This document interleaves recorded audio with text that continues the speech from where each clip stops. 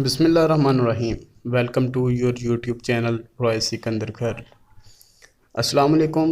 Videos देखने वाले तमाम दोस्तों से गुजारिश है चैनल को सब्सक्राइब कर ले और बेल आइकन को प्रेस कर ले। मैं कल रात फैसलाबाद से घर की जानिब आ रहा था। रात के 2 का वक्त था और बारिश हो रही थी। बारिश काफ़ी तेज़ थी। बारिश से बचने के लिए मैं एक दरख्त के नीचे रुक गया।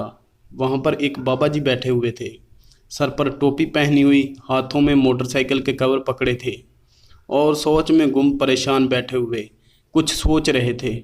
मैंने कुछ देर देखा और मैंने पूछा, बाबा जी आप इस वक्त यहाँ क्या कर रहे हो?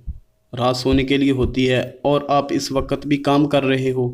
जो अल्फाज बाबा जी ने बोले उससे मेरी रूह पर कपकपी अतारी हो गई। मैंने कहा, बाबा जी आप मुझे तफसील में बता सकते हैं? बाबा जी कहने लगे, मेरे 2 बेटे और 3 बेटियां। मेरी बेगम फैसलाबाद शहर के एक नवाही गाँव में रहा करते थे। बहुत खुशहाल ज़िंदगी थी। सारी ज़िंदगी मेहनत की, बच्चों को पढ़ाया, बच्चों की शादी की। बेटों ने कहा हम अलहदा होना चाहते हैं। मैंने अलहदा कर दिया। 2 साल गुजरे तो मेरी बेगम की हार्ट अटैक की वजह से मौत वाक़या हो गई।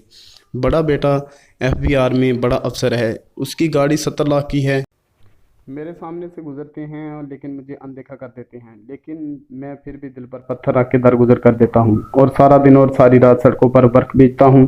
जो कमाता हूँ कुछ खा लेता हूँ, कुछ पैसे जमा करके नया सामान ले आता हूँ ताकि दोबारा इसे बेच सकूँ। लेकिन मेरी बेटियाँ मुझसे बहुत प्यार करती हैं।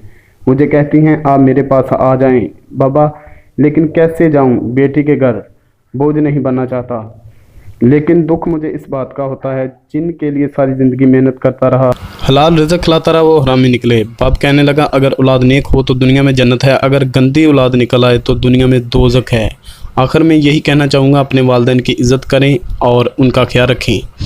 वीडियो को इतना शेयर करें जो ऐसी बदकिरदार औलाद है अपने वालिदैन की इज़्ज़त करना शुरू कर दे। आमीन। जज़ाकल्लाह खैर। अल्लाह तमाम बेटियों के नसीब अच्छे करे। कमेंट्स में आमीन लिखते जाएँ और वीडियो को लाइक शेयर करते जाएँ।